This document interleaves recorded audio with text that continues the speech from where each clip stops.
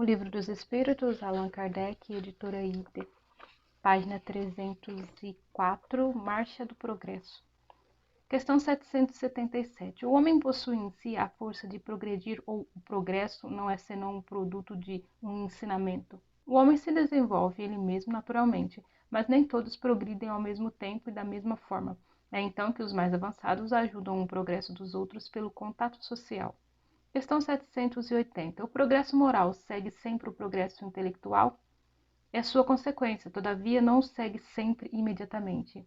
Como o progresso intelectual pode conduzir ao progresso moral?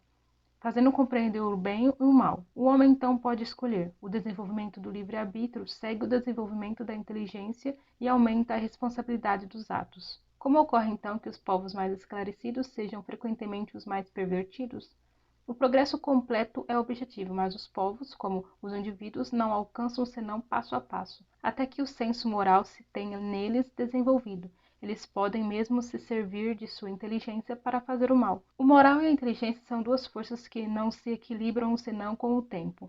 Questão 781. É dado ao homem o poder de deter a marcha do progresso? Não, mas o de entravar algumas vezes. Que pensar dos homens que tentam deter a marcha do progresso e de fazer a humanidade retrogradar? Pobres seres que Deus castigará, eles serão transportados pelas torrentes que querem deter. O progresso, sendo uma condição da natureza humana, não está ao alcance de ninguém a ele se opor. É uma força viva que as más leis podem retardar, mas não sufocar. Quando essas leis se lhe tornam incompatíveis, ele as afasta com todos aqueles que tentam mantê-las. E assim o será até que o homem tenha colocado suas leis em conformidade com a justiça divina, que quer o bem para todos e não leis feitas para o forte em prejuízo do fraco. Questão 782. Não há homens que entravam o progresso de boa fé, querendo favorecê-lo porque o veem sob seu ponto de vista e frequentemente onde ele não está? Pequena pedra colocada sobre a roda de uma grande viatura e que não a impede de avançar. Questão 783. O aperfeiçoamento da humanidade segue sempre uma marcha progressiva e lenta?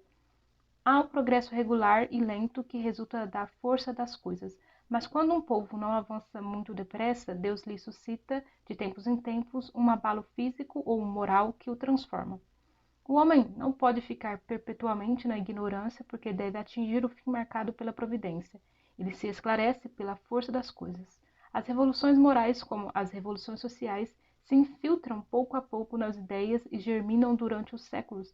De repente estouram e fazem ruir o edifício carcomido do passado, que não está mais em harmonia com as necessidades novas e as novas aspirações. O homem não percebe frequentemente nessas comoções senão a desordem e a confusão momentâneas que os atingem nos seus interesses materiais. Aquele que eleva seu pensamento acima da personalidade admira os desígnios da providência que, do mal, faz surgir o bem. A tempestade e a agitação saneiam a atmosfera depois de ter a perturbado. Questão 784.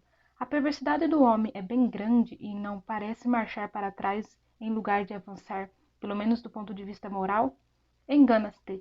Observa bem o conjunto e verás que ele avança, visto que compreende melhor o que é o mal e que cada dia corrige os abusos. É preciso o excesso do mal para fazer compreender a necessidade do bem e das reformas. Questão 785. Qual é o maior obstáculo ao progresso? O orgulho e o egoísmo. Quero falar do progresso moral, porque o progresso intelectual caminha sempre, e, à primeira vista, parece dar a esses vícios um redobramento de atividade, desenvolvendo a ambição e o amor das riquezas que, a seu turno, excitam o homem às procuras que esclarecem seu espírito. É assim que tudo se tem no mundo moral como no mundo físico, e que do mal mesmo pode surgir o bem, mas esse estado de coisas é breve e mudará, na medida que o homem compreenda melhor que há, fora dos prazeres dos bens terrenos, uma felicidade infinitamente maior e infinitamente mais durável. Há duas espécies de progresso que se prestam mútuo apoio e que, todavia, não marcham lado a lado, o progresso intelectual e o progresso moral. Entre os povos civilizados, o primeiro recebe, neste século, todos os incentivos desejáveis e por isso atingiu um grau desconhecido até nossos dias. Falta ao segundo para que esteja no mesmo nível, todavia, se comparam a costumes sociais aos de alguns séculos atrás, seria preciso ser cego para negar o progresso. Porque, pois, a marcha ascendente se deteria antes pela moral que pela inteligência? Porque nisso não haveria entre o século XIX e o 24º século igual diferença que entre o 14º e o 19º? Duvidar seria pretender que a humanidade está no apogeu da perfeição, o que seria absurdo, ou que ela não é perfectível moralmente, o que é desmentido pela experiência.